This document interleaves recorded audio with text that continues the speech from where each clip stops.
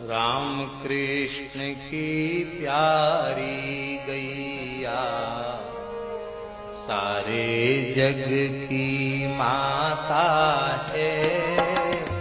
राम कृष्ण की प्यारी गैया सारे जग।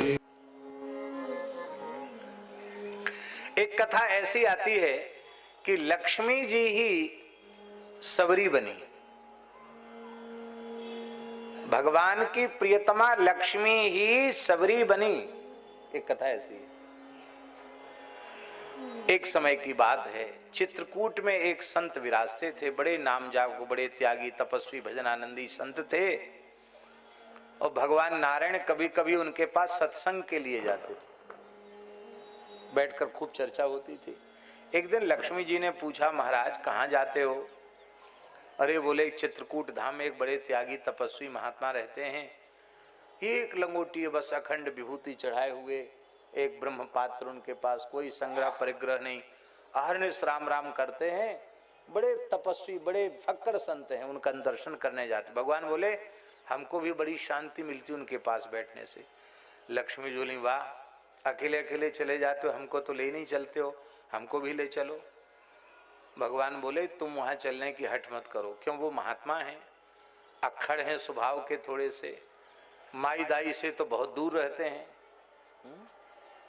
और तुम इस स्वरूप में जाओगी तो वो तो पता नहीं क्या बोलने लग जाए, तुम नाराज हो जाओ तो ठीक नहीं। इसलिए एकांत भाषा, झगड़ा ना झांसा, हम अकेले जाते हैं, किसी पार्षद को भी साथ लेके नहीं जाते हैं। तुम चक्कर में मत पड़ो। कहा, नहीं नहीं नहीं, हम तो चलेंगे आपके साथ। तो चलो। तो जैसे ही गई, महाराज अपनी धूनी पर बैठे थे। लक्ष्मी जी को देख करके ठाकुर जी पर बिगड़ पड़े। बोले, ये कौन आया है? अरे ये कौन आया है? ये भगवती महालक्ष्मी है, वैकुंठ के अधिष्ठात्री। ठीक है ठीक है, वैकुंठ के अधिष्ठात्री तो वैकुंठ में रहती, यहाँ क्यों आई है? अरे हम लोग फक्कड़ बाबा जी एक लंगोटी लगा के रहते हैं, यहाँ माई दाई का क्या काम? वहीं बैठो वहीं बैठो वहीं बैठो। उनकी तरफ सीखते देखा भी नहीं। बेचारी लक्ष्मी जी पेड़ के नीचे बैठ गई, प्रेम से सत्संग करते रहे। लक्ष्मी जी के मन में आया कि मेरी कृपा कटाक्ष की चाहना बड़े बड़े देवता, बड़े बड़े ऋषि, बड़े बड़े सिद्ध करते हैं, पर धन्य है, बड़ा वीतराग महात्मा है, इसने लक्ष्मी का परिचय प्राप्त करके भी हमारी तरफ देखा नहीं आंख उठा के। तो लक्ष्मी जी की श्रद्धा जम गई। त्याग से श्रद्धा जमती ना, तो महात्मा की त्याग वृत्ति से लक्ष्मी जी की श्रद्धा जम गई। लक्ष्मी जी बोली, भले ही दूर बैठ के हमें सत्संग सुनने को मिल जाए, पर हम चलेंगे। अब जब भी आप चलो तो हमको छोड़ के मत जाना। तो इससे लक्ष्मी जी, कभी कभी लक्ष्मी जी भी चली आती। एक दिन लक्ष्मी जी ने कहा, महाराज ऐसे संत के चरण कहीं बैकुंठ में पड़ जाएं तो हमारा बैकुंठ धन्य हो जाए। एक दिन इनका न्योता कर लो ना।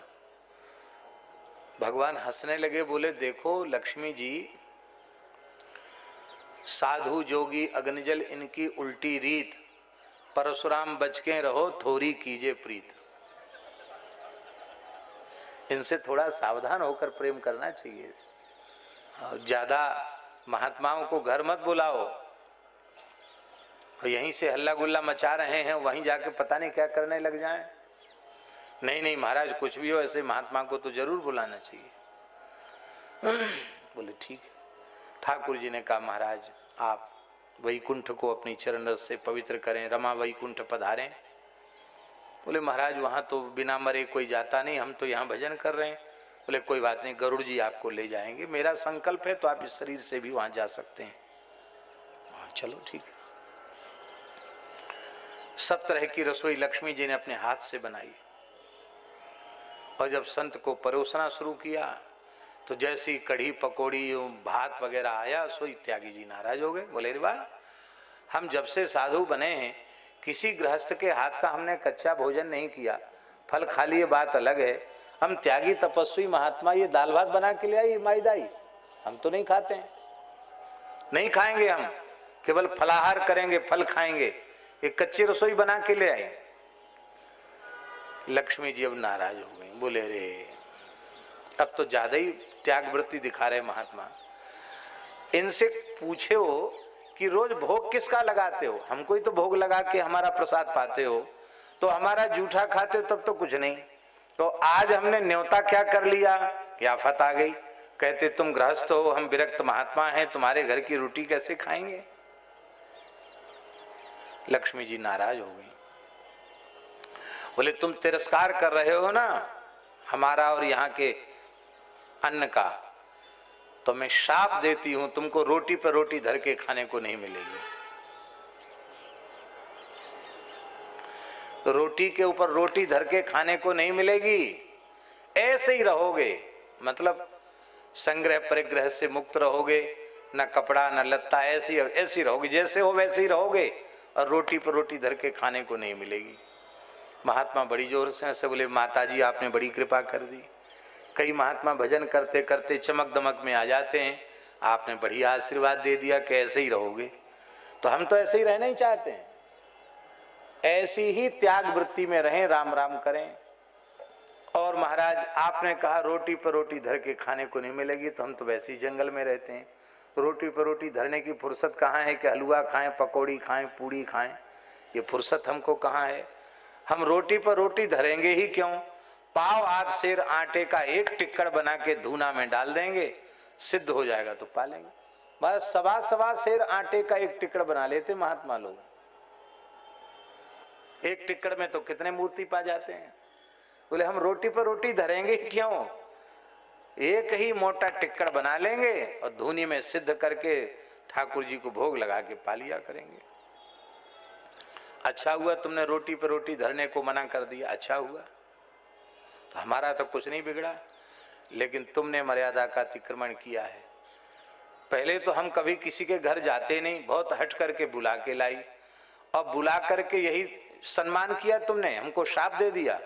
हम भी शाप देते हैं, तुमको एक अंश से सवर कुल में जन्म लेना पड़ेगा, और फिर संतों के यहाँ झाड़ू लगा लगा करके, लकड़ी बीन बीन करके संतों की कृपा से भक्ति प्राप्त करोगी, तब पुनः भगवान के वैकुंठ को प्राप्त करोगी।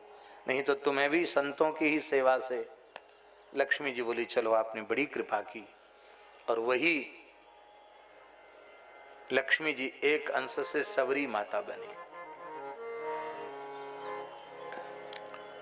सवरी जी की आयु, राम जी जब उनका दर्शन करने आए हैं तब सवरी जी की आयु हजारों वर्ष की आयु है। 10,000 वर्ष तक तो सवरी जी को प्रतीक्षा करते हो गया था। कितने हजार वर्ष? 10,000 वर्ष की प्रतीक्षा के बाद राम जी आए, और उसके पहले बहुत बड़ी आयु है, हजारों वर्ष की आयु है सवरी की। और राम जी तो अभी 50 वर्ष के भी नहीं हुए, बहुत छोटे हैं आयु में राम जी। 22 वर्ष के हैं राम जी वनवास के काल में, और ये तो हजारों साल की आयु है सवरी माता की। और वेपमानाम तपस्विनी, कांप रही है, तपोधना है, केस जटाओं के रूप में परिवर्तित हो चुके हैं, वृद्धा है सवरी। और उस वृद्धा सवरी को राम जी क्या कह रहे हैं?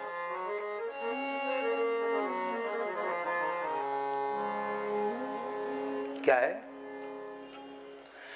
कह रघुपति सुनु भामिनी बाता, कह रघुपति सुनु भामिनी बाता, मानऊं एक भगति करना। राम कृष्ण की प्यारी गैया, सारे जग की माता है। राम